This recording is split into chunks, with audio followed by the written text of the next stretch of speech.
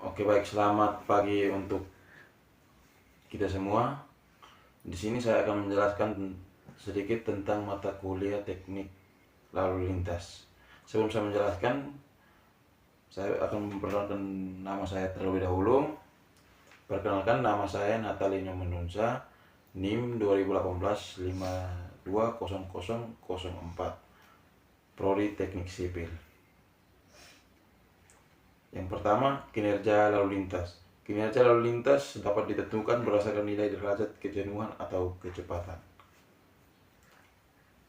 Berikut arus lalu lintas. Arus lalu lintas dibagi menjadi dua bagian, yaitu arus menerus dan arus lokal. Tipe jalan perkotaan. Tipe jalan perkotaan ada 4 macam tipe jalan perkotaan. Yang pertama, jalan dua lajur. Yang kedua, jalan 4 lajur. Yang ketiga, jalan 6 lajur. Dan yang keempat, jalan 1 arah. Karakteristik arus. Karakteristik arus ada 3 macam, yaitu arus dalam waktu, arus dalam ruang, arus terhadap jenis kendaraan. Rekayasa lalu lintas. Rekayasa lalu lintas adalah metode perancangan ruang lalu lintas jalan yang aman dan nyaman bagi pengguna jalan dan efisien dari sudut pandang pembiayaan atau penggunaan lahan. Landasan-landasannya: menentukan objek yang dilayani, menentukan keuntungan yang akan didapat dan konsekuensinya, menentukan perjanjian-perjanjian untuk pemilihan alternatif, menentukan alternatif mana yang harus dipertimbangkan, menentukan pertimbangan antara derajat ketelitian, hasil dan tingkat sosial, ekonomi dan teknologi masyarakat. Studi karakteristik lalu lintas. Studi karakteristik lalu lintas ada beberapa macam. Yang pertama, faktor kendaraan dan manusia. Yang kedua, volume lalu lintas, kecepatan, kerapatan. Yang ketiga, arus lalu lintas, kapasitas jalan dan kerapatan. Yang keempat, pola perjalanan. Yang kelima, parkir dan terminal. Yang keenam, pelayanan fasilitas dan pemakaiannya. Yang ketujuh, analisis. Dan yang ke-8, kecelakaan lalu lintas. Masalah lalu lintas. Masalah lalu lintas ada beberapa macam, yaitu faktor manusia, faktor kendaraan, faktor jalan, faktor lingkungan. Konsep solusi permasalahan. Konsep solusi permasalahan ada 3, yaitu penyelidikan, yang kedua tindakan secepatnya, yang ketiga perencanaan yang akan datang. Pembahasan arus lalu lintas, yaitu variabel lalu lintas, kapasitas, tingkat pelayanan.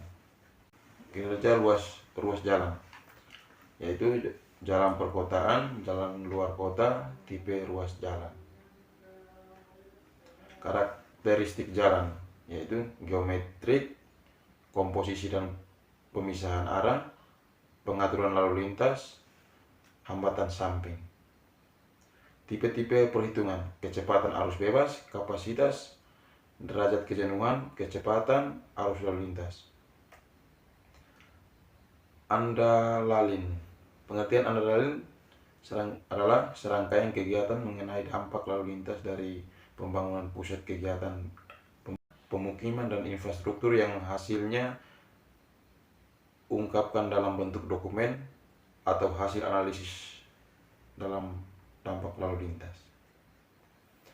Simulasi kinerja lalu lintas yang dilakukan terhadap analisa dampak lalu lintas meliputi: yang pertama, sebelum pembangunan, yang kedua, pada saat pembangunan, dan yang ketiga, setelah pembangunan, dan yang keempat, dalam jangka waktu paling sedikit kira-kira 5 tahun. Pemodelan lalu lintas. Model Grand Seal sesuai untuk rintangan kepadatan tinggi dan rendah. Dan yang kedua, model Greenberg sesuai untuk pendapatan sedang hingga tinggi. Manajemen lalu lintas. Manajemen lalu lintas adalah suatu proses pengaturan pasokan atau supply dan kebutuhan sistem jalan raya dengan untuk memenuhi suatu tujuan tertentu tanpa penambahan prasarana baru. Tujuan manajemen lalu lintas: mengatur dan menyederhanakan lalu lintas. Yang berikut meningkatkan keselamatan dari pengguna, meminimumkan anggota terhadap arus lalu lintas, mengurangi tingkat kemacetan lalu lintas, terjadinya kondisi lingkungan dari dampak lalu lintas dengan melakukan andadalin. Optimasi pasokan: pelanggaran parkir di tepi jalan selama jam puncak, lokasi parkir khusus untuk parkir jangka pendek, jalan satu arah, dan yang terakhir penggunaan kapasitas sisa pada jalur arah berlawanan. Sekian hasil presentasi dari saya.